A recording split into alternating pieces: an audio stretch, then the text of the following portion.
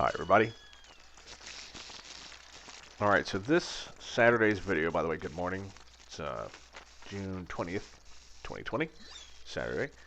Today we've got two videos for you. As always, this first one is actually two videos in one. So it's actually two videos of me sanding compressed into one 5-minute video. So normally this would be 10 minutes of me sanding at 20 times speed. So what you're actually watching is me sanding at 40 times speed.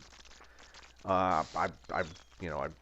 took the two videos and I put them onto my desktop and I started watching one just to see what I was going to be doing so I could, know what to talk about. And I'm like, oh, it's just me sanding.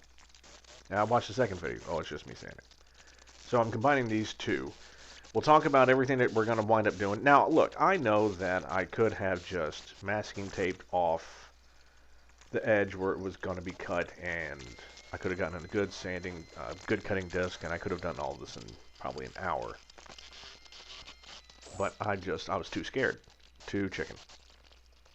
And and now that it's all done now, it's great. I'm perfectly fine with it. Sanding all this material off, it's just a lot of dust.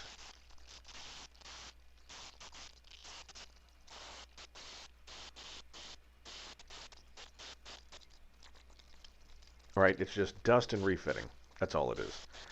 So some pitfalls, let's see, anything about the sanding. Yeah, so when you're using like a big rasp file on this, you don't want to go perpendicular so much to the edge, especially if you're going flat across the back of the acrylic. It can start to reverberate, right? It's much easier to do it at an angle, if not as close to parallel with whatever part of the edge that you're working with, right? If you're doing a beveling edge, like if you're just trying to take a little bit off the corner of an edge, yeah, you can go at 90 degrees. That's really not going to be too much of a pain. But yeah, if you're trying to take off a lot of material, as you can see, I've got it usually angled at about 45 to 60 degrees. That causes the least amount of shaking. And in the end, fitting this thing is exactly what you just see here. Put it on, see how it looks. Take it off, adjust. Okay, so this is a area of concern here. So you just saw my buddy Derek's over, and we have the acrylic, we got the canopy upside down, right? And it's resting on the workbenches. If you're going to do this, that's no problem, but you'll also notice that there is a blue towel underneath the canopy. Make sure to have some kind of towel between your acrylic canopy and that workbench. Mine slipped off when I was doing it before this version, and it started scratching through the protective cover, right, the protective vinyl on that acrylic. I don't know if it's vinyl, whatever that protective layer is. It started eating through it, and luckily it didn't actually scratch the acrylic, but it didn't look like that.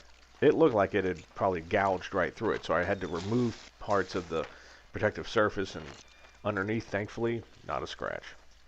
But whew, man, for a second there, it almost got ugly.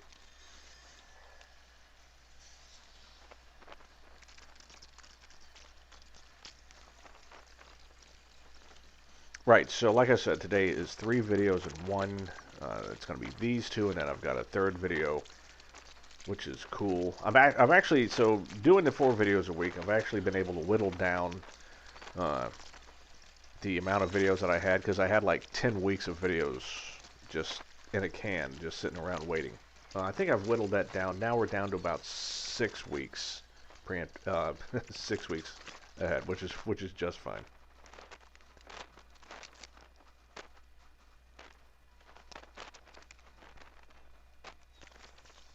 So let's see, any updates?